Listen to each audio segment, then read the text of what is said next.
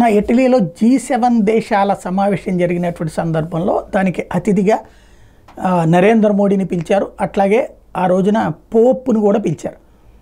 అక్కడ పోప్ని నరేంద్ర మోడీ ఆలింగనం చేసుకోవడం, నమస్కరించినటువంటిది, అటు పోపు నమస్కరించిన దృశ్యాలు ఉన్నాయి.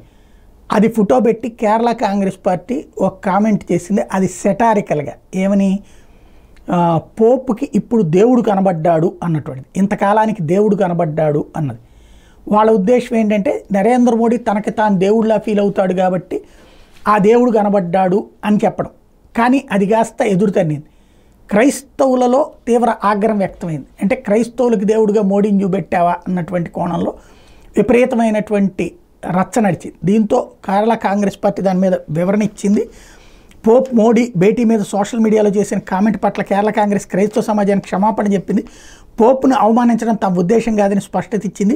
G7 సదస్సులో పోప్ ఫ్రాన్సిస్తో మోడీ భేటీ మీద కేరళ కాంగ్రెస్ పార్టీ తన సోషల్ మీడియా అకౌంట్లో చేసిన పోస్టు వివాదాస్పద విషయం తెలిసిందే. మోడీ పోప్ ఫోటోలో పోస్ట్ చేసిన కేరళ కాంగ్రెస్ దానికి చివరకు దేవుణ్ణి కలిసే అవకాశం పోప్కి దక్కిందనే క్యాప్షన్ రాసింది.